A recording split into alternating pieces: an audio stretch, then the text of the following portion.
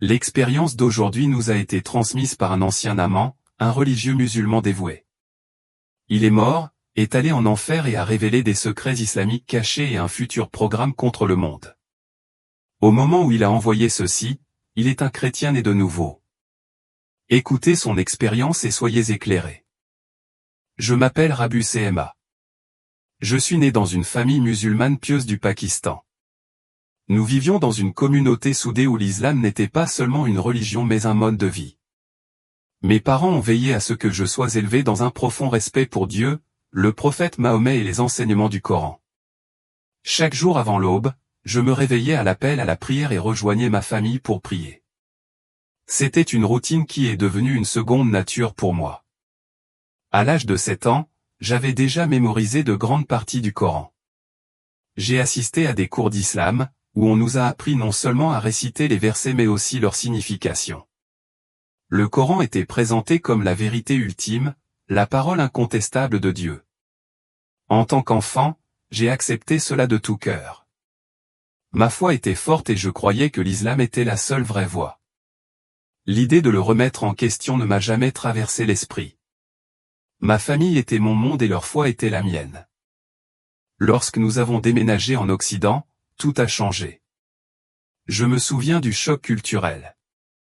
La vie en Amérique était différente. Les gens ne comprenaient pas toujours nos coutumes ou notre foi, et parfois ils étaient curieux, mais d'autres fois ils étaient critiques. J'ai fréquenté une école publique et c'est là que les questions ont commencé. Mes camarades de classe me demandaient pourquoi je priais 5 fois par jour, pourquoi ma mère portait le hijab et si je croyais en Jésus. Au début, je ne savais pas quoi répondre. Mon éducation islamique ne m'avait pas préparé aux complexités de la vie dans une société occidentale. Peu à peu, j'ai appris à naviguer dans ces conversations, à défendre ma foi tout en essayant de m'intégrer. Mon identité islamique est devenue quelque chose que je devais protéger. Je m'y suis accroché encore plus farouchement dans ce pays inconnu.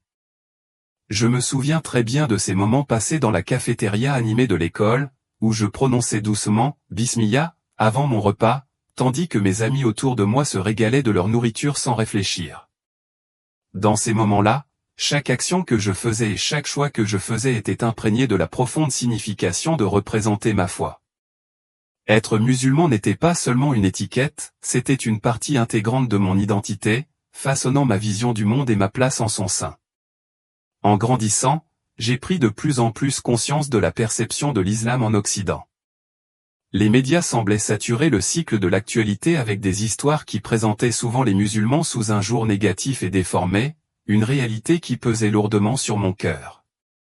J'aspirais à ce que les gens saisissent l'essence de l'islam, une religion enracinée dans la paix, la soumission à Dieu et un profond engagement envers la compassion plutôt que les récits violents et radicaux qui dominaient le discours public. Avec le temps, j'ai ressenti un sentiment croissant de fierté dans ma capacité à remettre en question ces idées fausses et à éclairer la vérité sur ma foi. Au lycée, j'ai commencé à avoir des discussions plus approfondies sur la foi, en particulier avec mes amis chrétiens. Nos débats nocturnes étaient un tourbillon d'idées, où nous comparions avec enthousiasme nos croyances et remettions en question nos points de vue respectifs. J'étais profondément convaincu de ma foi et j'appréciais l'occasion de défendre l'islam contre ce que je percevais comme le raisonnement erroné du christianisme. L'idée que Jésus était à la fois Dieu et homme me paraissait déroutante. Je respectais Jésus en tant que prophète vénéré, mais l'idée de sa divinité ou de sa désignation comme fils de Dieu semblait contredire le monothéisme strict qui m'avait été inculqué dès mon plus jeune âge. Une conversation mémorable m'est restée en mémoire, un échange animé avec mon ami Andrew, un chrétien fervent. Nous avions souvent des discussions animées sur nos croyances divergentes. Il partageait avec passion l'amour du Christ, racontant comment Jésus s'est sacrifié pour nos péchés et soulignant que le salut n'était possible que par lui. En réponse, je lui affirmais que l'islam représente la révélation finale, affirmant que le Coran remplace toutes les écritures précédentes et que le véritable salut vient par une soumission sincère à Allah et un engagement à faire de bonnes actions. Bien que nos débats aient été intenses et parfois houleux, ils étaient toujours ancrés dans le respect mutuel. Pendant cette période de ma vie, j'étais convaincu que défendre l'islam n'était pas seulement un devoir personnel, c'était un moyen puissant de fortifier ma propre foi et de favoriser la compréhension entre nos deux mondes. Au cours de ma dernière année de lycée, j'ai été honoré par l'administration de l'école de la responsabilité de servir en tant qu'imam de la mosquée de notre école, une reconnaissance de mes qualifications et de mes connaissances islamiques. Mais un jour restera gravé à jamais dans ma mémoire, celui d'un accident tragique qui a bouleversé ma vie d'une manière que je n'aurais jamais imaginée. Cette journée à l'université avait été particulièrement stressante, et j'étais mentalement épuisé et dépassé. Après être resté tard pour terminer un devoir, j'ai finalement grimpé dans ma voiture pour rentrer chez moi, le soleil se couchant déjà à l'horizon, peignant le ciel de teintes oranges et violettes. Les routes scintillaient des restes de la pluie tombée plus tôt, et je me souviens avoir ressenti une vague inhabituelle de fatigue m'envahir alors que je commençais à conduire. Mon esprit était un tourbillon de pensées, fixé sur un débat religieux que j'avais eu plus tôt avec un ami. Je repassais nos disputes, cherchant à formuler des réponses plus tranchantes, perdu dans la contemplation. Sans prévenir, l'obscurité m'enveloppa. Un fracas tonitruant brisa le silence, et je sentis mon corps être violemment projeté dans les limites de la voiture. Les instants qui ont suivi cet impact sont flous dans ma mémoire, consumés par un brouillard de douleur vive et accablante avant qu'un engourdissement profond ne s'installe. Je ne sais pas combien de temps je suis resté allongé dans cet état, mais finalement, une prise de conscience effrayante m'a envahi, j'étais en train de mourir. Je pouvais sentir mon corps s'éteindre, une conscience brutale de ma conscience qui m'échappait. Puis, quelque chose d'extraordinaire s'est produit. J'avais l'impression d'avoir transcendé ma forme physique. Je me suis retrouvé à flotter au-dessus des décombres, observateur du chaos en contrebas. Ma voiture était tordue et mutilée, et j'étais là, mon corps sans vie piégé à l'intérieur. Pourtant, je n'étais pas seul dans cette expérience désorientante. Une force invisible a commencé à m'attirer, m'éloignant de la scène et me plongeant dans une obscurité enveloppante. La confusion et la terreur m'ont saisi. Toute ma vie, j'ai cru que lorsqu'un musulman décède, il est accueilli par des anges qui le guident pour être jugé par Allah. Pourtant, dans ce moment de crise, il n'y avait pas d'ange. Au lieu de cela, j'étais englouti par un sentiment de terreur accablant, comme si j'étais entraîné dans quelque chose de bien plus sinistre que tout ce que j'aurais pu imaginer. Alors que l'obscurité se levait enfin, ce qui se trouvait devant moi était plus terrifiant que ce que j'aurais pu imaginer. Je me suis retrouvé dans un paysage de tourments sans fin, un vaste terrain vague et désolé qui semblait s'étendre à l'infini dans toutes les directions. Pourtant, cet endroit était loin d'être vide, il était vivant avec les cris angoissés d'innombrables âmes. Tout autour de moi, j'ai vu des esprits souffrir d'une douleur inimaginable, leur voix résonnant de désespoir. Ce n'était pas seulement du chagrin qu'ils exprimaient, c'était un cri viscéral de miséricorde et de soulagement. Certaines âmes tentaient désespérément de ramper loin des flammes implacables qui léchaient leur corps, mais peu importe la ferveur avec laquelle elles luttaient, elles ne pouvaient pas échapper à l'enfer. Le feu était sensible, les dévorant encore et encore, les soumettant à un cycle perpétuel de souffrance, ne leur laissant aucune chance de répit. Au-dessus de moi, je pouvais voir des démons, sinistres et moqueurs, qui se délectaient du tourment de ces âmes. La scène horrible se déroulait devant moi sans fin. Je restais figé, mon esprit s'emballant d'incrédulité. Comment cela pouvait-il arriver? J'avais vécu ma vie en tant que musulman fervent, adhérant aux enseignements du Coran, pratiquant la prière, jeûnant pendant le Ramadan et donnant généreusement aux nécessiteux. C'était le destin réservé aux incroyants, pas à quelqu'un comme moi. Mon cœur battait à tout rompre dans ma poitrine alors que je me débattais avec la réalité incompréhensible qui se présentait à moi, mais la clarté m'échappait, il n'y avait aucune réponse à trouver dans ce cauchemar. Les démons se refermèrent sur moi, leurs rires moqueurs résonnèrent dans mes oreilles, me narguant tandis qu'ils se nourrissaient de ma confusion et de ma peur. Tu pensais être en sécurité, n'est-ce pas, ricana l'un d'eux, sa voix dégoulinant de malice. Tu pensais que tes prières et ton jeûne te protégeraient, imbécile, cracha-t-il, chaque mot résonnant comme un glas. C'est ici que tu appartiens. La résonance glaciale de ces mots me secoua jusqu'au plus profond de moi-même. De cette voix glaciale et grinçante, le démon déclara que tout ce en quoi j'avais cru, tout ce en quoi j'avais ancré ma foi, n'était qu'une tromperie.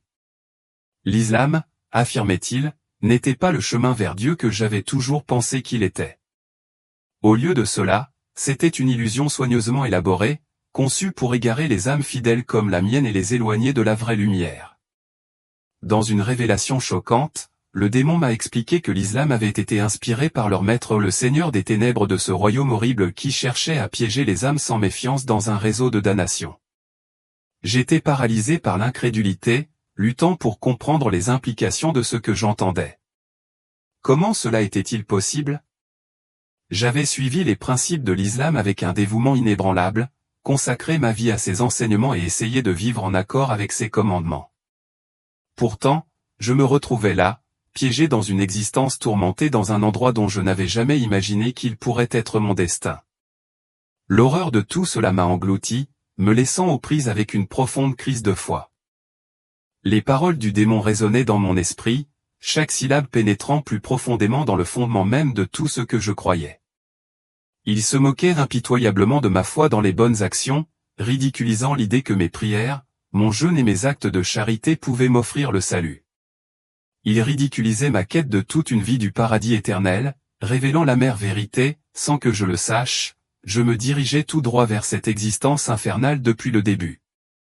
Mes tentatives sincères de vivre dans la droiture, d'adhérer aux principes de l'islam, se sont révélées totalement vaines, une grande tromperie qui m'avait piégé dès le début.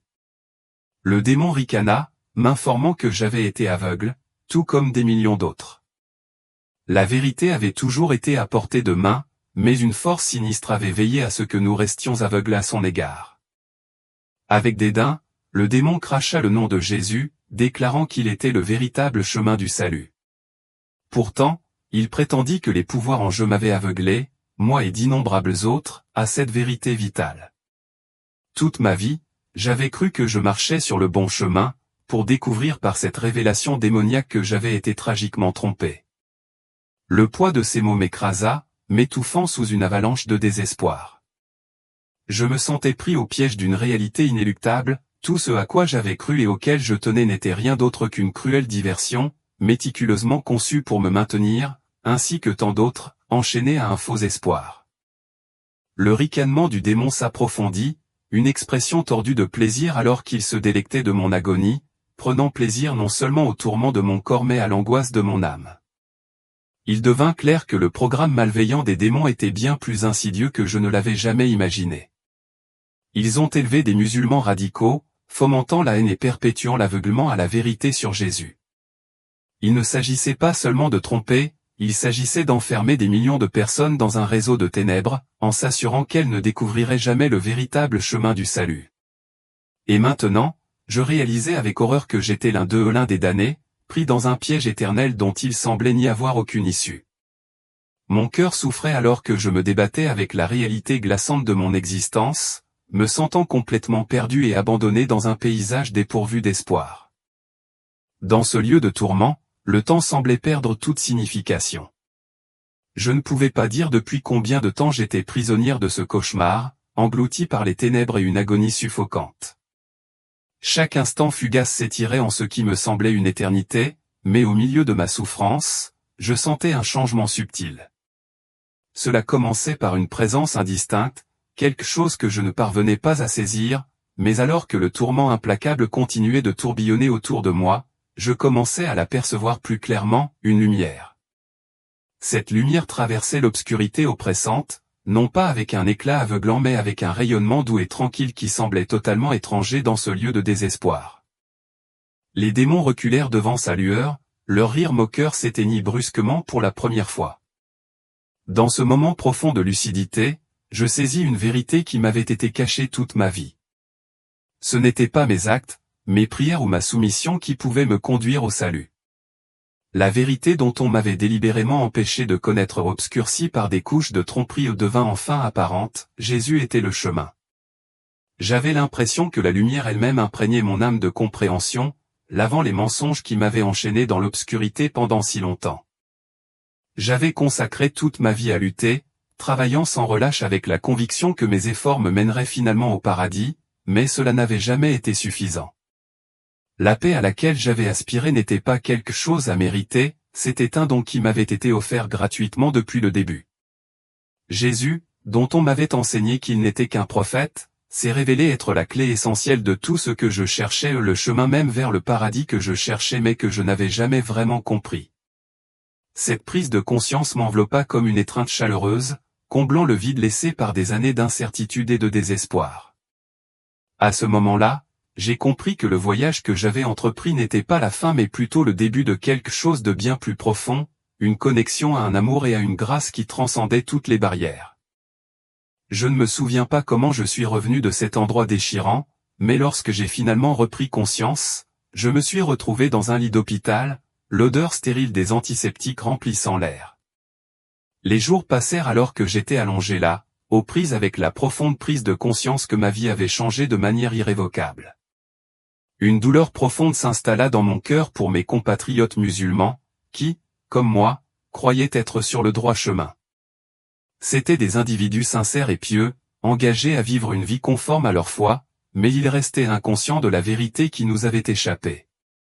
J'ai ressenti un appel urgent en moi, je devais partager cette révélation. Je devais leur faire savoir qu'aucune bonne action, aussi sincère soit-elle, ne pouvait garantir leur salut. J'avais été trompé, et eux aussi. Le chemin dans lequel nous avions placé notre confiance, la religion que nous suivions avec une dévotion inébranlable, n'était pas le véritable chemin vers Dieu.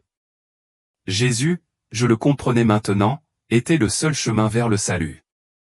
C'était la vérité profonde qui nous avait été cachée, voilée par les forces des ténèbres qui travaillaient sans relâche pour s'assurer que nous restions aveugles à son égard. Pourtant, dans ma nouvelle lucidité, je reconnaissais aussi la responsabilité qui incombait aux chrétiens dans cette affaire. Trop souvent, j'ai vu des chrétiens approcher les musulmans avec suspicion, hostilité ou haine pure et simple. Beaucoup semblaient manquer d'une compréhension fondamentale de l'islam, considérant les musulmans comme des adversaires plutôt que comme des individus qui avaient désespérément besoin de la vérité. Ils n'incarnaient pas l'amour que Jésus nous a ordonné de nous témoigner les uns aux autres. Comment pouvaient-ils espérer atteindre les musulmans si leur approche était ancrée dans la peur et l'animosité ? Le message de l'Évangile n'a jamais été destiné à être délivré avec hostilité, il a été destiné à être partagé avec amour, patience et compréhension authentique.